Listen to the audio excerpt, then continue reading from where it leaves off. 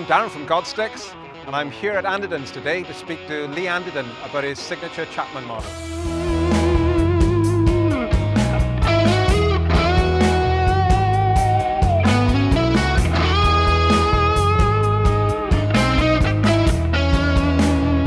So I know Anderton started out as a family business with your father and your grandfather, so you must have been surrounded by musical instruments at a very early age. So why guitar? And well, without wanting to upset the drum fraternity out there, that my granddad and my dad, my brother as I was growing up, and my cousin are all drummers. Right.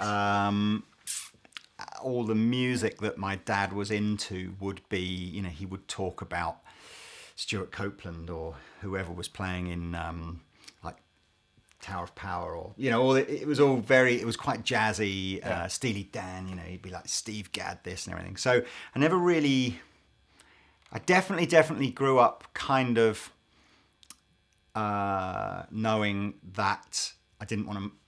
Drums, it made too much noise for me. I was just like. Is there also rebellion? I don't know. I mean, my actual upbringing was like, piano lessons when I was 5, and I didn't really take to that. Clarinet lessons when I was 8 or whatever. And then by the time I wanted to play guitar, I know my dad was sick of buying me musical instruments and said, I'm not buying you a guitar. You can. By this time, I had a Saturday job and a paper round or whatever like that. So I bought my own acoustic guitar. I had a bass guitar. That was it. Piano gave up, clarinet gave up, bass guitar gave up. Then I said, can I play the guitar? And Dad said, if you got to buy your own now. It's like, up to you. Anyway, bought my own acoustic guitar, saved up some pocket money and Saturday job money. Yeah. And and then pretty quickly by this time I was working in the shop on weekends and summer holidays and stuff while I was still at school. So I was quite, I had loads of guys around me showing me licks and stuff like that. So I think that's why I've grown up as such a poor understanding of theory, because everything I ever learned was just somebody showing me licks and stuff, and I go, oh cool, I'll try and learn that. And I never had any formal lessons, or was it just picking up things from people who came to play guitar in the shop? I never had formal lessons until literally this year, which has been unbelievably challenging, but found an amazing guy to do the lessons, and I am enjoying it and wishing I'd done it when I was 15. But the best thing that ever happened to me, again through the store, I got into a band. And I got into a band where the other guitar player, it was a pretty much rock and roll band, and the main guy whose band it was sung and played guitar in it, and he was almost like a child prodigy on guitar. He was a year or two younger than I was, so I was about 18, he was about 16, I think, maybe when first band, and he's a monster guitar player, and I still to this day now I surround myself with better guitar players than me, because it's the absolute best. Do you find it inspiring to be surrounded by? Yeah. And it encourages you to just and takes the pressure off as well. Yeah, I can imagine. You haven't got to be the best guitar player in the room, because someone else will take that. Yeah. Well, do you judge people by their technical ability, or do you think their musicality? Because you've played with a lot of great musicians. I suppose I'm quite I get quite upset when people use the term, "Oh, he's the best," or "he's the best," or whatever, because I'm not that. I know what I like and what I don't like, but I respect how much effort it takes to be good at whatever genre of guitar, and also as well, I actually think playing for fun is the most important thing anyway. But it is interesting. I mean, I don't know if he's even in the room now. I think I massively blow smoke up his arse now, but there is a big difference. I've met loads of technically great guitar players through the whole YouTube thing, but Danish Pete Honore is the only guy that I really know that's toured to big crowds, proper arena stuff. And there's a confidence and a musicality in him that is a different level. So it's not technique. No. It's not technique, but it's knowing what the right thing to play at the right time, no matter how tired you are, or or what the pressure, and it's just like he just does it, and that's inspiring to watch.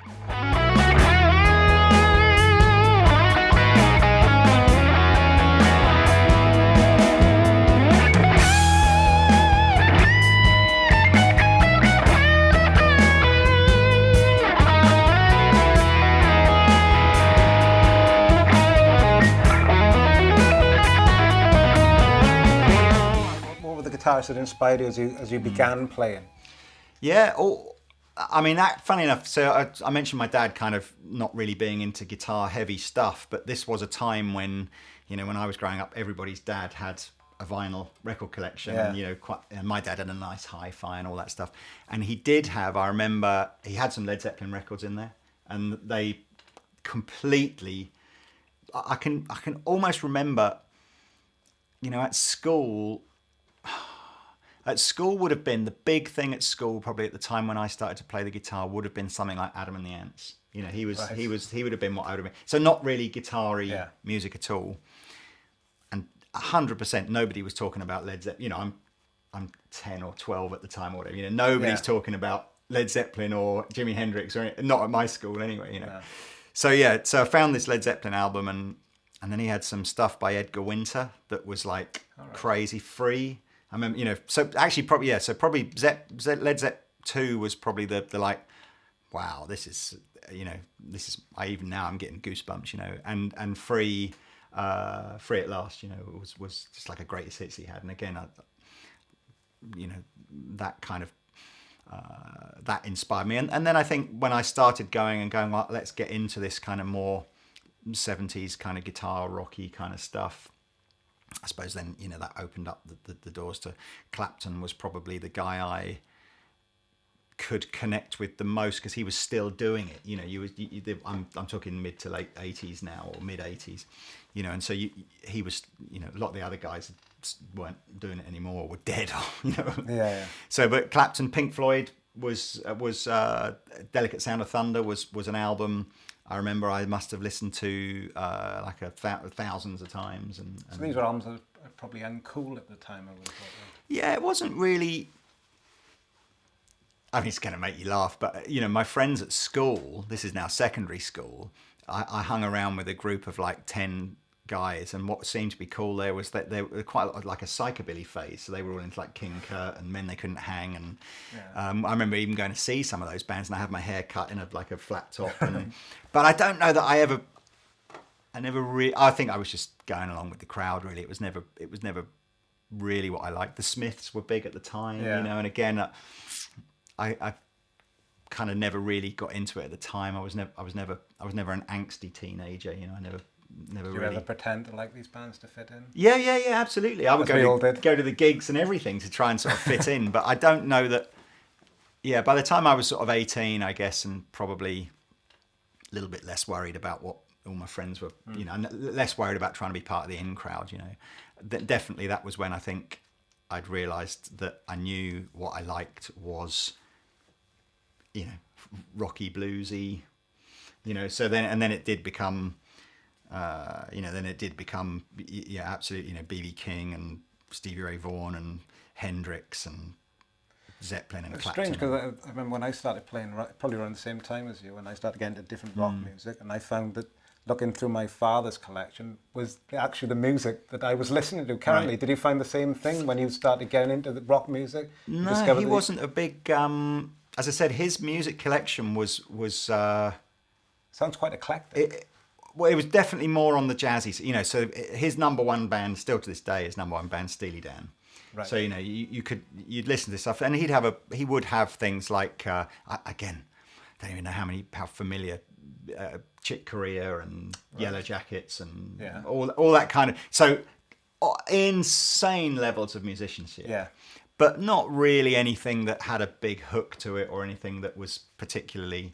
The Police was his other big fan, and that I could relate to. Again, I've always, I think, even though I'm a guitar player that loves guitar music, I never. if there wasn't a hook or a song there, or or even a vocal. I'm not a big fan of instrumental guitar music, so I guess that's probably something to do with what I grew up with and stuff. So I never really. I never really. What was it? There was an unbelievable Stanley Clarke album and Billy Cobham, and So again, crazy music, but nothing. I that sense where like 5 minutes into it, after you've picked your jaw off the floor about how crazy the level of musicianship is, you are sort of going, when's this like the chorus coming, or like when's the bit that I can sort of hum along to? Have you ever gone in later years? Have you ever started to appreciate that? Yeah, but never really. So there's lots of artists now. People that I've met. Who again, Steve Vai and Guthrie Govan, and guys where you just sit there going, the musicianship is ridiculous. Where they take the guitar and how they make it sound is just like ridiculous, unbelievable. But never quite to the point where I couldn't name you a song, for example, and then it's just never. I from that point of view, I think I've always liked the traditional verse chorus guitar solo chorus end. Yeah, well, this is probably, I assume, around the mid '80s, and Bon Jovi would have been a massive yes. That's what got me into guitar, to be honest. Right. Richie Sambora. Yeah. That's the reason the reason I started playing guitar. Oh, well, they were a great band. I watched them loads, but I suppose it's going against the grain somewhat towards the late '80s, because the predominant music at that time, especially guitar, was shred. This was the Steve Vai set. Did that ever pique your interest at all, or was it just? No, almost the opposite. I think really? I found it. I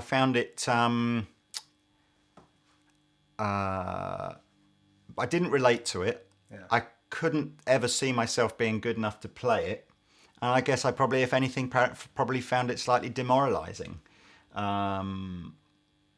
So I was actually, pretty excited about, when the whole grunge and Britpop scene kind of came back. It was necessary. It definitely made it definitely sort of made guitar accessible enough, so you didn't have to be playing status quo songs because that's all you could play with the three chords. You could play a Nirvana song or an Oasis song with those three, so all of a sudden you weren't like playing your dad's music, you were playing modern music. But yeah, I don't know, actually, the Bon Jovi, I think that's still the band I've been to see live more than any other band. It's the same for me as They well. are one of those stadium rock bands that you just. Yeah. But although, I was heartbroken when John and Richie kind of decided to go their separate ways, because I was always probably more of a Richie fan than a John fan. I think you might be right. At what stage did you stop listening to Bon Jovi? I don't want to turn to a Bon Jovi interview.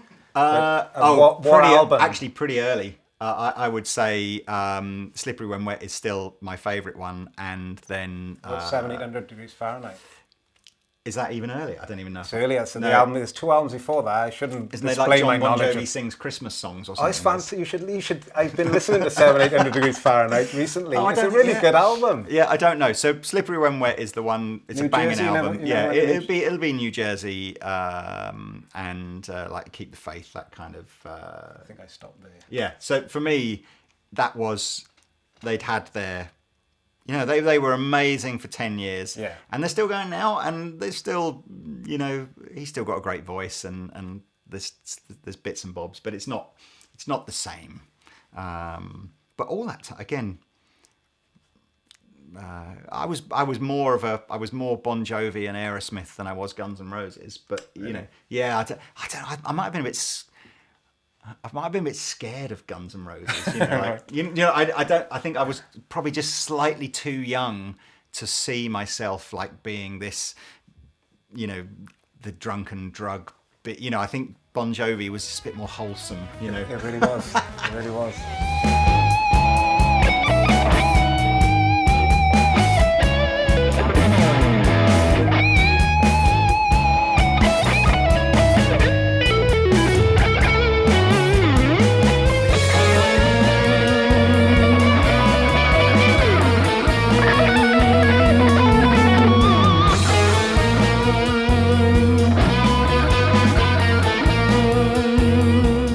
in a band from probably 17 or 18 years old, that was busy. You know, I mean, I was a crack guitar player at that age, very much hiding behind this other guy who was much better. Yeah. I developed this technique of if I only knew like 75% of the song, I knew for the bit that I didn't know, I'd just turn the volume down and look like I was doing something, and no one would notice. I still use that technique now. That band got me out and gigging some weeks, like 3 times in a week. You know, we were doing all the pubs and clubs and everything like that, and it was mainly covers, a few original, like not many, like maybe 3 or 4 original songs, mainly covers. Remember your first gig? You bound to. I probably yes, but it was probably with a band that I just had at school that would do like a end of year party type thing. Yeah.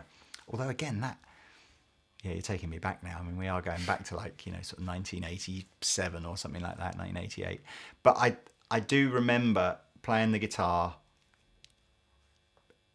in front of, you know, lots of other classmates and stuff. So I don't know, it probably seemed like a massive gig, but there was probably 70 or 80 people in the school hall. That's the worst type of gig, playing in front of your school. No, but I just remember, everybody looking at me differently after that. In a good way? In a good way. Yeah. Yeah. In like a, oh, he's actually a bit cooler than we thought he was. You know, like, you know, yeah. Like in a really, yeah, in a good way. And then loads of gigs with this sort of rock and roll band. And then I do remember my brother was in that band. So my brother played drums in that band, and we had a smashing bass player as well. We were all young, you know, we were all in our late teens. And then I don't know, there was a, it definitely a couple of years into it, it started to feel like we'd stopped playing the cool pubs because they wouldn't pay you any money. Yeah. And we'd started playing the working man clubs because they would pay you money. Not much, but something. Yeah. And then it all just became, I remember vividly doing the Red Hill or Reigate Working Man's Club. And it was a hall with tables and chairs in it. But the bar was in like a side room. Right. And our first set, every single person is in the bar, except for like the singer's mum, who's watching us in the thing. And then we took a break, like a 15-minute break, and they do a meat raffle. This is like how bad it is. They do a meat raffle during our break in the main bit where we're in. So everybody piles in for the meat raffle. So we at least think, at least when we go out for the second set, the room's full. In the 2 minutes it takes for the meat raffle to finish and for us to go back on, everyone had gone back into the bar. And I just went, demoralised. I don't want to do this anymore. Was that the last one, or it was I think it was pretty much the last one in that band, and my brother and I had fallen out as well over very, like brothers do, and it wasn't fun anymore.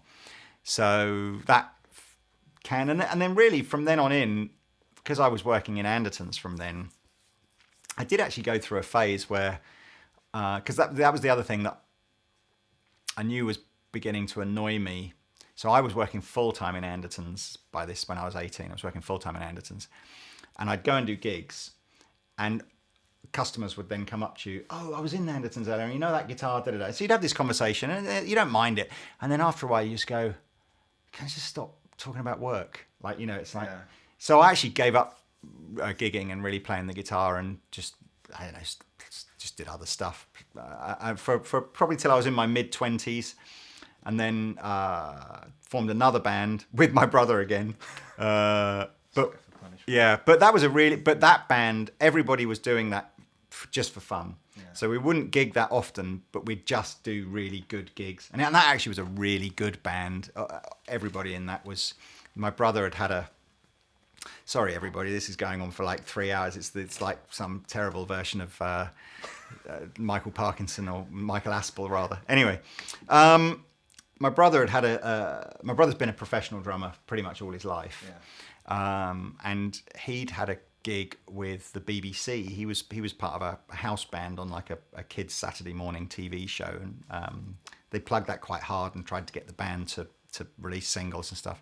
The guitar player in that band was a guy called Chris Leonard, who, if you Google Chris Leonard, you will go on to find that he's co-produced stuff with Ed Sheeran and all kinds of, he's been unbelievably successful. Anyway, long and the short is that contract, I don't think the show was quite the format that they hoped it would be, and the show got cancelled early. And a few of the guys in that band they were just like, oh, got the money now. We got paid up on the contract, so let's just... And so it was a really killer band that didn't want to do anything. You just wanted to do good gigs. And I don't even know how I got into that band as well, because I was by far the worst member of that band as well. But that was fun for a bit.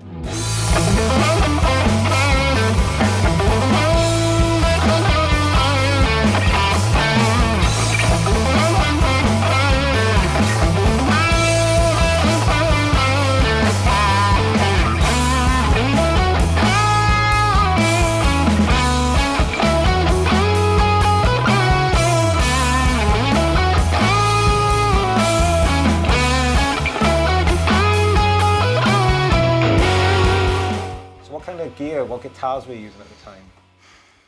I can actually show you. Okay. Am I allowed to get up? You are. Can you hold that a second? Yeah. In fact, do you know what? What a great link, as you're about to see. Look familiar? This is the Bitzer Strat, I take it. So I had my very, very, very, very first guitar was a made in Korea Fender Strat, Right. which I tried to buy again recently off eBay, but really struggled to find. So it must have been a very short period of time. But it was a cheap Fender Strat. And then I went through a real obsession with these Yamaha MSG guitars. Like, I don't know if you remember, Martin Booth did these double cut. Right. They're a bit PRS-y sort of looking. Yeah. And they're so flash. I had those for a good couple of years. And then I bought this from a lovely guy that worked at Andertons called Dave Goods, who was a sort of semi-professional or professional guitar player. He was, but anyway, he was working at Andertons at the time, as I'm sure lots of professional guitar players do. And I bought this off of him as just a neck and a body that he was playing around with. And none of us even really quite knew what it was, but it was an 80s, it's a 1988 like standard Strat neck on some sort of weird with mahogany body that had been routed for an HSH thing, and then it had this aftermarket trem system on it that wasn't a Fender one, but we didn't really know what it was. Okay. I bought it off him for like £100 or something, and put some pickups in it, changed the saddles for like Graph Tech, got this funky. I know the pickguard actually. No, I like. So it was that Jeff Beck green color with a pearly scratch plate on it first. Knew nothing about anything, so just read a Seymour Duncan catalogue. This is all pre-internet and everything, and I read it, and I've got to the end of it and I'm none the wiser about what I want. But the first page said that Seymour Duncan himself had a Jazz and a JB here, and just some sort of... It's a JB, is it? Yeah, here.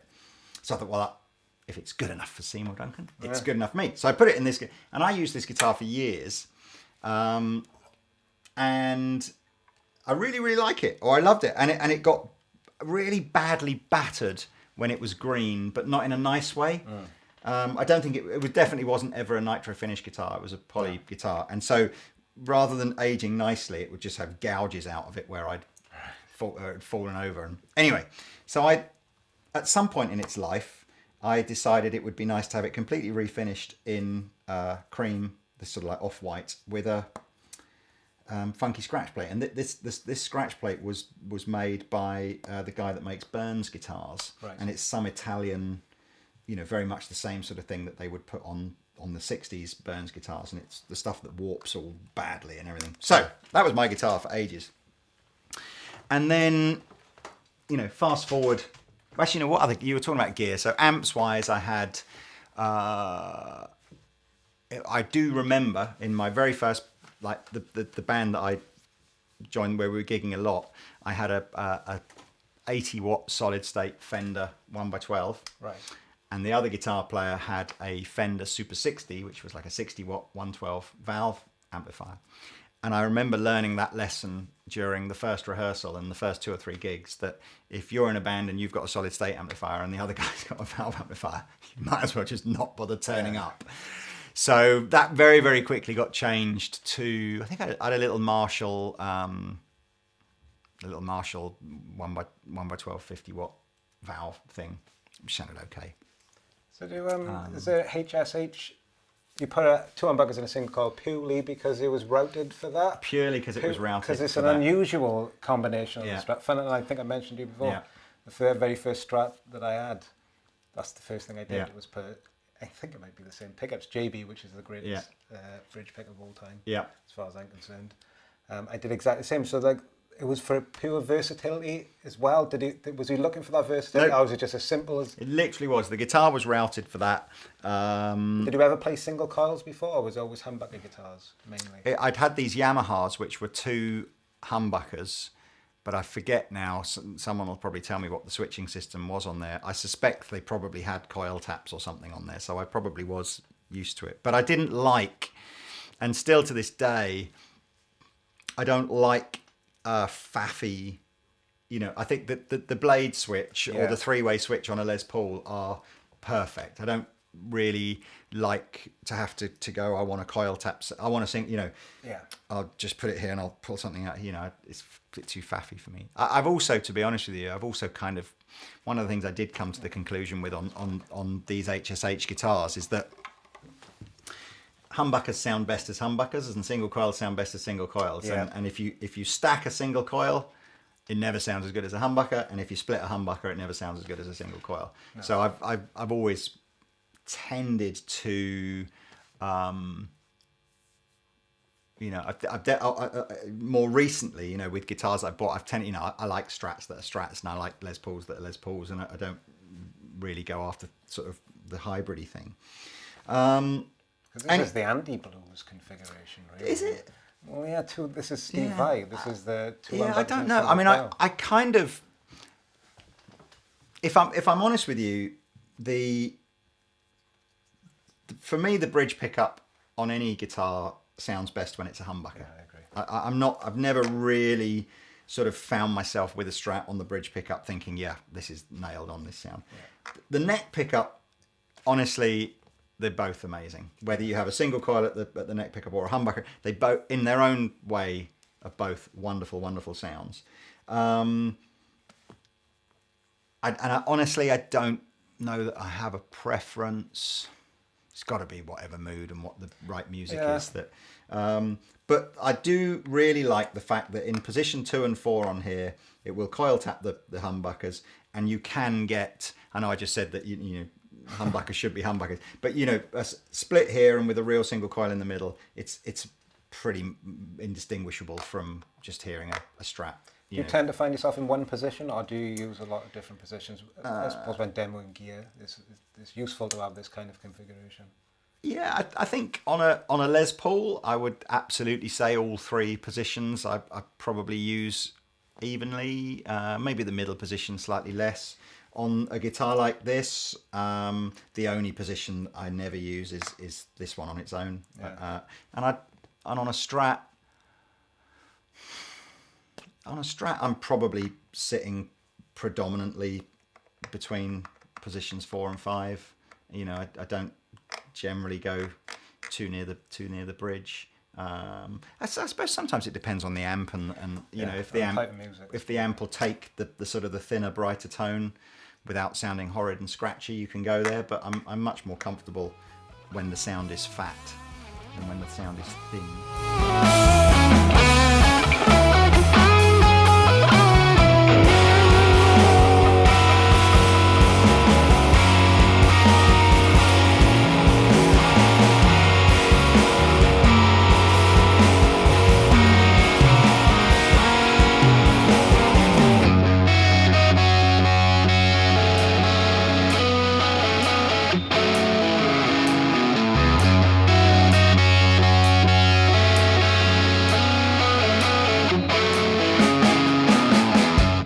Idea was it to develop a signature guitar? Yours or Rob's or both? Definitely Rob's. I never ever considered myself worthy of a signature guitar, but we'd done the Chapman thing, and Rob had done a signature for himself.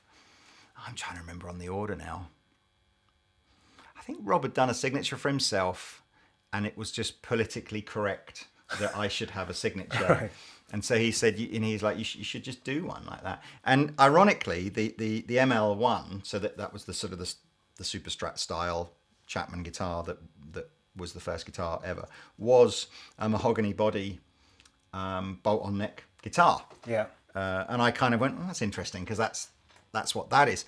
So the original the original Cap 10 wasn't that, you know, it was a fairly cosmetic. We just said, well, let's just take a stock ML1, put an HSH set of pickups on there, make it white with a brown scratch plate, and we'll call it the Cap 10. And it wasn't really a guitar that I'd kind of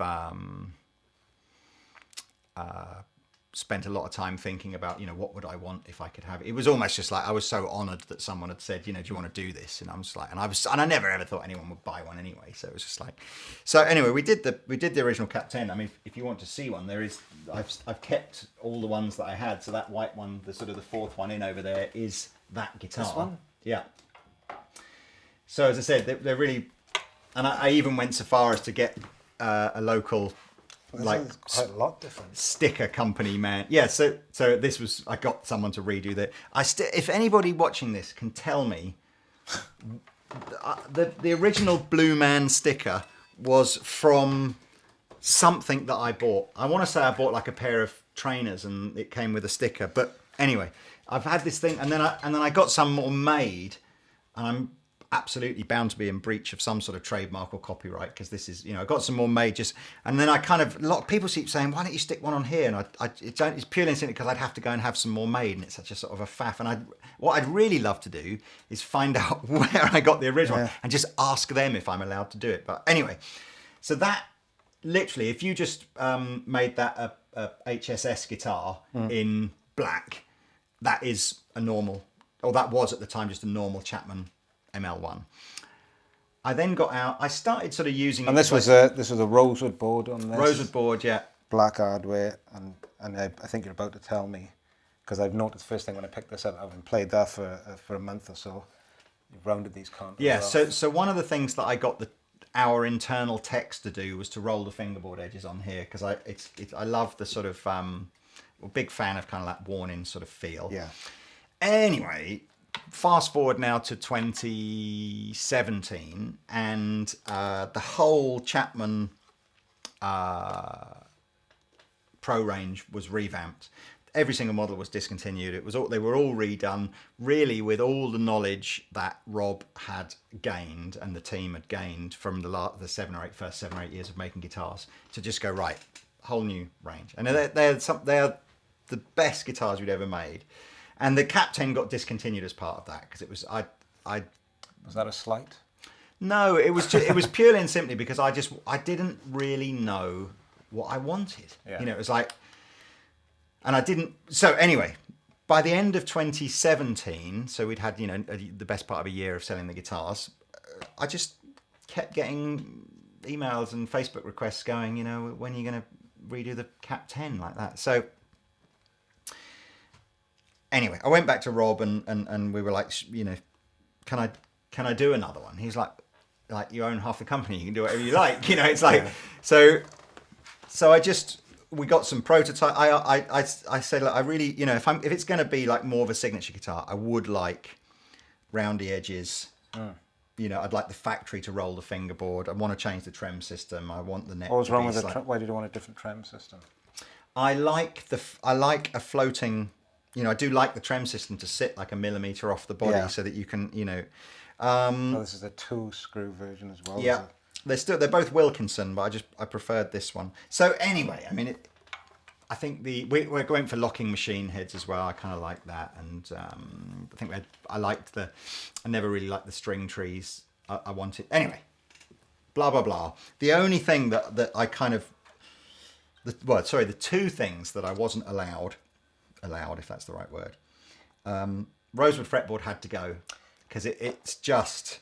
It's a pain in the ass because of the site's regulations. For a small company like Chapman to have to try and bear the cost of the admin of like every single Rosewood guitar needing a permit to travel from one country to the next and everything. Anyway, so I've lost the Rosewood neck. Honestly, at the time, I was a bit like... And like 3 months after having this guitar, you just forget what the fretboard is, and it is what it is. It plays and it looks fine. The pickups were probably a bigger departure, because Rob and I had been talking for ages about the merits of using things like Seymour Duncan or DiMarzio or whatever to sort of elevate the perceived value of a guitar. So and we all agree that 100% on day one, if you had a Chapman guitar with Seymour Duncan pickups on it, you would automatically assume that would be good. And if you had a Chapman guitar with Chapman pickups on it, you wouldn't know. You'd be like, well, I don't know, are they cheap pickups, good pickups? I don't know. But we did admire what Paul Reed Smith had done by always using his own pickups. And I suppose to a certain extent Fender as well, although we weren't really thinking of that at the time. And we thought, PRS now, if you say it's got PRS pickups on it, you instantly assume that they'll be really good, because he's kind of, he has consistently developed his own pickup and it built that brand. And so Rob and I said, well, we should try and do the same with Chapman. It's like we've got all these contacts of pickup manufacturers that we've been using with. Rob, I think you can see in the videos that we've started shooting, some of the blindfold videos that we've done through Andertons, has developed a phenomenal ear for what sounds good and in what environment and for what type of sounds. And so, through a process of just dozens and dozens and dozens of different prototypes of pickups from different pickup manufacturers that we were working with, who were happy to make stuff on behalf of Chapman, we took the plunge and said, let's just bin off using someone else's pickups, and let's just use. Is that across the board now? Or? Yep. Even on the we've got a range of guitars that we launched at the NAMM show, 2018 British Standard. Yeah. Again, all our own pickups in those. Are these voiced similar to the Seymour Duncans? Because you've been using these for. Yeah, they are. I mean, they're not unique to this guitar. So this pickup set is in other Chapman guitars. But absolutely, I mean, it's a relatively low powered neck humbucker. It's a sort of a classic, slightly brighter, slightly pokier humbucker. It's a relatively nondescript single coil in the middle. Again, I say nondescript, I just mean as in it does what it says on the tin. So it's not it's not a terribly aggressive sounding set of pickups, but then what struck me when I spent some time with it in the last 6 weeks is that it doesn't sound, and this is not negative, it doesn't sound particularly Stratish, I suppose. The combination of the mahogany body, the ebony, it's sort of a combination between Gibson and Fender. Is that the kind of sound that you like? I'm not sure if that guitar, the original. I think, to be totally honest with you, I think that's why I've used this probably as much as I've used any other guitars that I've owned. I mean, I'm fortunate in that I'm of an age. I'm of an age where I've got a bit of disposable income now, and I get really good discounts on guitars. so I own through hook or by crook, custom shop Strat, custom shop Les Paul, top of the range PRS, nice guitars. And it's almost like you throw this £700 Chapman guitar into my collection, and it shouldn't really get a look in. But I think because it does sort of have its own, it's not trying to be better than my custom shop 54 Strat or better than my 58 Les Paul. And I think what's testament to this, and I don't know if the video's out yet, but one of the best days out that we had this year was we went to a studio, Angelic Studios, to do a video with Universal Audio. And Danish Pete had this idea that we'd do a cover of a track.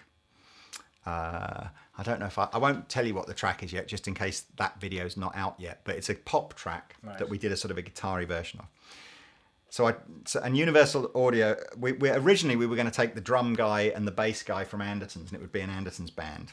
And they weren't available that day. So Universal Audio pay for Ash Sohn to come and play drums. So we've got like Adele's drummer, amongst other things. And Rocco Palladino's plays bass.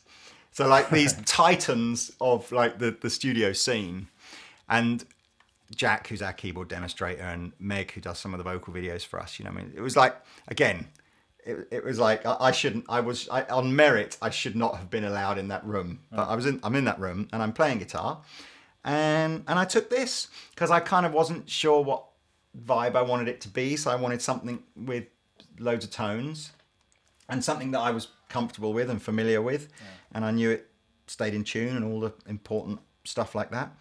And again, I sound good. I sound like I deserve to be in there with all the other guys like that.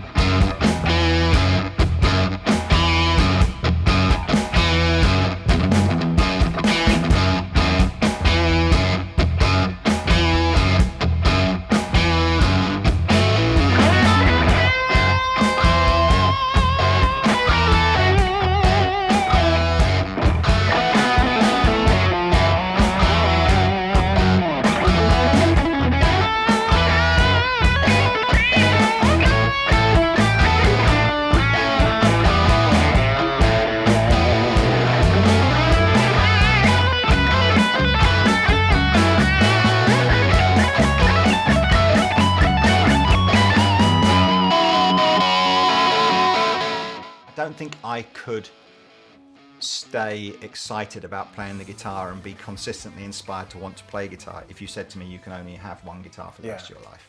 You know, the joy of playing the guitar is that you are able to just, you know, immerse yourself with all these amazing amps and pedals and guitars and just go, oh, I'll try that one today because I feel like it. So this is your perfect guitar for this moment in time. Do you think in a couple of years' time, if we had to design another signature guitar, it would be completely different? Or I think, no, I don't know. I mean, would you develop a different shape? I tell you what, I definitely don't think I would do is I wouldn't try and make a Les Paul and I wouldn't try and make a Strat, because I just feel like you can't improve on what is perfection in those kind of, for me anyway. Other people might disagree, but you know, like a really good Strat or a really good Les Paul does a thing that is perfect. So I kind of think I probably would, you know, even if we change stuff on this. I think the only thing, and again, I don't want to be critical of my own guitar, but when you have, you know, if you do a few hours or weeks or whatever of not playing this, and you automatically go to tune here, and then you pick up the Cap 10 and you go, oh, hang on, I've got to tune here. Right. It's like, that's the only downside for me on this guitar. I always thought I wanted to reverse it. My dream guitar was salmon pink, reverse headstock, Fender Strat Relic. Yeah. I wouldn't have a reverse, just because I think if I was to have a reverse headstock guitar, I best have 5 reverse headstock guitars. Just in case, I'm not going to lie, it's definitely. I find the same on my 7-string as well. I'm 100% either going, or of course I'm tuning this string thinking it's the top E and this string thinking it's so 100%. And when we did Chapman originally, the reverse headstock became, you know, it was a visual identity that we wanted. It's aesthetically pleasing, without a doubt. So we thought it looked super cool, and it made us a bit. It was just something we were trying to be a bit different to everybody else. There is talk, and I'll let you into a little Chapman secret here. There is talk that maybe next year we might do the reverse headstock. And you will bill it as the reverse headstock. Oh, 100%, it's the reverse. But anyway, that's a little. Don't tell anyone. I told you that. But yeah, I mean. It's great. I tell you the other thing that I'm not a big fiddler with guitars. Like I'm really not.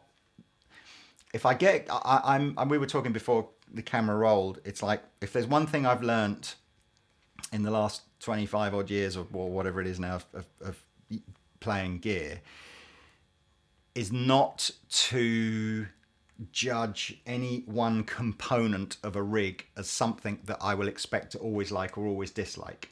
I'm very much like, and I used to be, Yeah. but you'll then play something which has an ingredient in it that you really should like, but you go, for some reason in this combination I don't like it. Or the flip side, have an ingredient on it that you'll go, like a Floyd Rose. I should absolutely go, I'm never ever ever going to own a guitar with Floyd Rose. There's nothing wrong with saying that, mind you. No, but do you know what? I've played guitars with Floyd Roses on them that I've gone, you know what? Yeah, There's nothing wrong with until it this. comes to changing the strings. Maybe that was a bad example, but I mean, I know I understand what I know you're there are saying. people who'll go, I'm gonna call him out now because I know you won't mind. Mick Taylor, my dear friend Mick Taylor, who is an amazing guitar player and gets great tone, but he's just got a thing where the only guitars he'll buy will just be the lightest ones. He's got this thing in his head that if he tries 10 Strats, the one that he'll want will be the lightest one, or 10. That's what it is. And you read enough that you go, okay, he's probably right. He's good. He knows his stuff. He edited a good guitar magazine for years. Blah blah blah. He's probably right. And so when I bought that Les Paul, that 58 Les Paul, we had 6 very similar 58 Les Pauls in stock, and I went round and I'm like, that's the lightest one. That'll be the one that I'll want. Yeah. And I tried them all, and it just wasn't. And I just realised that actually that one individual thing that I think a lot of people put a lot of weight on, you end up going, it's not. So I don't even know what the question was or where I've gone, but it was. I know what it was. So I'm not a big tweaker. So if I buy a guitar that I like, I'm really averse to changing anything on it. Like I don't want to change the. I absolutely. So I'm probably not a great advert for aftermarket pickups personally, because again, I wouldn't. You think the guitar's some of its parts more or less? Yeah, I'm absolutely a believer of, and not just the guitar, like the whole thing. The whole setup. The whole setup is the sum of its parts. What comes out does a thing, and if I don't like it, I probably wouldn't buy it, and if I really like it, I wouldn't want to change anything. So, in defence of Mick, I'm on his side. The lightest Strats, not Les Pauls. Yeah. The lightest Strats I've always found to be the best, and I think Eric Johnson on his model, he specs lightweight Strat as well. I find that on Strats, no other guitars, but Strats, I always find that the lightest ones are more resonant. And that's just to stick up for Mick, because he isn't here to defend himself. So you're absolutely right. It is only fair that you stick up. But I suppose I'm just sort of going. I'm probably, that's probably not my. I would say what I would rather do is just try. I'd rather try 10 guitars. A lot of people say that the heavier the guitar, the better the sound as well, which isn't always the case. Yeah, in fact, I've never found it to be the case. But a lot of guitars. You know what it is? I just don't like prejudging anything. I don't want to prejudge that because something's got all the ingredients in it that I should like or shouldn't like. Yeah. I don't want to actually make that commitment to saying I do. So what did he used to prejudge? Everything. And what changed? What was the kind of things changed your opinions? Just constantly realizing you're wrong. Yeah. What kind of things do you prejudge? Just out of interest. That low output pickups always sound best, or high output pickups, or EMG pickups will always sound bad, or bolt-on necks are always a certain vibe as opposed to set necks. Yeah. But just everything and anything. Yeah. Although I do remember earlier in this video I said that I'd always prefer single coils over split humbuckers. You know what? And I'm quite... But it's not a vow. I'm quite happy to find the next guitar and go, look, split coil. It sounds amazing like that, So there we are. Yeah, good to speak with you, Lee. Well, thank you so much for even considering that I'm worthy of such an interview. But anyway, sorry for talking for so long as well. Yeah, well, it makes a change from me doing that. Okay. Bye.